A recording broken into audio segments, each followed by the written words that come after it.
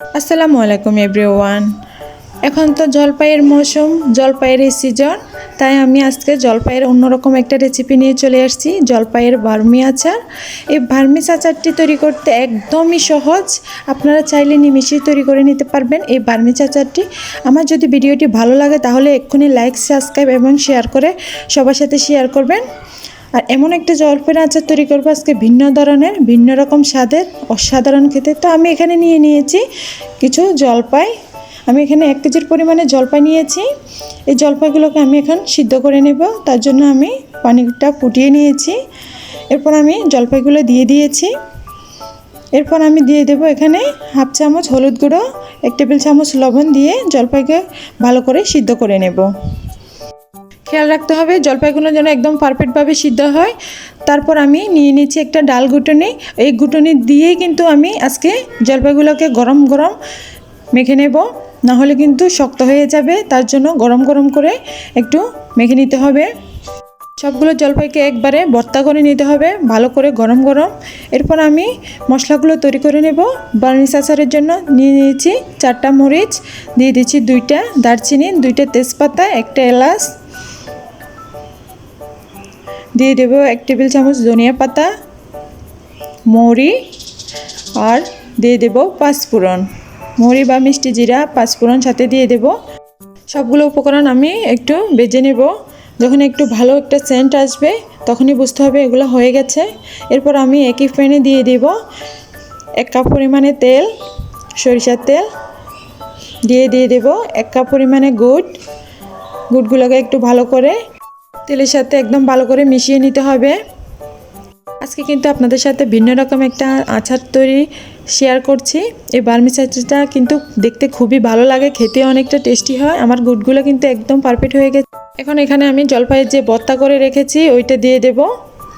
জলপাইগুলোকে দিয়ে দেব, দিয়ে একটু ভালো করে মিশিয়ে নিতে হবে। সবগুলা তেল এবং গুড়ের সাথে একদম পারফেক্টভাবে মিশিয়ে নিতে হবে। একদম ভালো করে মিশানো হয়ে গেলে এরপর এখানে দিয়ে দেব 1/2 টেবিল চামচ হলুদ গুঁড়ো, 1/2 টেবিল চামচ মরিচ গুঁড়ো, 1/2 টেবিল চামচ মশলার গুঁড়ো, দিয়ে দেব টেস্টি সল্ট।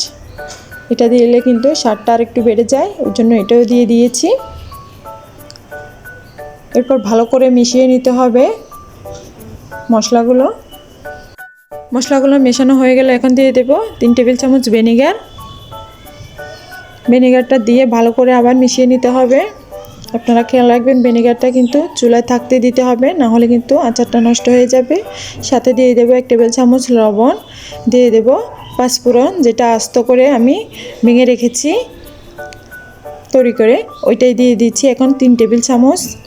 আমি এখানে অর্ধেক মশলা ব্যবহার করেছি, পাঁচফোড়ন যে মশলাটা তৈরি করেছি, আর বাকি অর্ধেক কিন্তু আমি রেখে দিয়েছি। আমার বাকি অর্ধেক মশলা কিন্তু আমি পরে ব্যবহার করব। এর পর্যায়ে শুধু নাড়ানাড়ি করতে হবে, নাড়াচাড়া করতে হবে। এই আচারটাকে 1 মিনিটের জন্য কিন্তু রেস্টে থাকা যাবে না। এই আচারটা যখন তৈরি করবেন দেখবেন আপনার হাতের একদম ব্যায়াম হয়ে গেছে। একদম ভালো করে নেড়ে এই আচারটা তৈরি করতে হবে। সারাক্ষণ শুধু নেড়ে যেতে হবে যতক্ষণ পর্যন্ত চুলার মধ্যে এই আচারটা থাকবে ততক্ষণে নেড়ে যেতে হবে, না হলে কিন্তু আচারটা নিচে লেগে যাবে। একদম পানি শুকানো পর্যন্ত আচারটাকে শুধু নেড়ে যেতে হবে। দেখুন আচারটার কিন্তু কালারটা চেঞ্জ হয়ে আসছে আস্তে আস্তে। একদম পারফেক্ট একটা কালার যখন আসবে দেখবেন তখন আচারটা দেখতে একদম লোভনীয় দেখা যাচ্ছে, একদম পারফেক্ট হয়েছে। এখন কিন্তু আমার আচারটা এখনও তৈরি হয় নাই। তারপর আমি এটা শুধু নেড়ে যাচ্ছি, দেখবেন কিছুক্ষণ পরে আচারটা তৈরি হয়ে যাবে। এই আচার থেকে যখন পানি শুকিয়ে তেল বেরিয়ে আসবে তখনই বুঝতে হবে আচারটা তৈরি হয়ে আসছে। দেখুন আমার আচারটার থেকে কিন্তু পানি শুকিয়ে তেল বেরিয়ে আসছে। এই পর্যায়ে আমার আচারটা একদম পারফেক্ট হয়েছে। তারপর আমি নেড়ে যাচ্ছি কিন্তু আরেকটা কালারের জন্য। কালারটা জাস্ট অসাধারণ লাগছে আমার কাছে, দেখে লোভনীয় দেখা যাচ্ছে। আজকের এই জলপাইয়ের আচারটি যদি আপনাদের ভালো লেগে থাকে তাহলে ভিডিওটি প্লিজ সাবস্ক্রাইব করে দেবেন। ভিডিওটি লাইক, শেয়ার এবং সাবস্ক্রাইব করে পাশে থাকবেন। আমার জলপাইয়ের আচারটি কিন্তু একদম পারফেক্টভাবে রেডি হয়ে গেছে, জলপাইয়ের ভার্মি আচার। এই আচারটি কিন্তু একদমই স্পেশাল একটা আচার। আমি কিন্তু এই আচারটি প্রথমে করেছি আজকে। আমার আচারটি একদম রেডি হয়ে গেছে।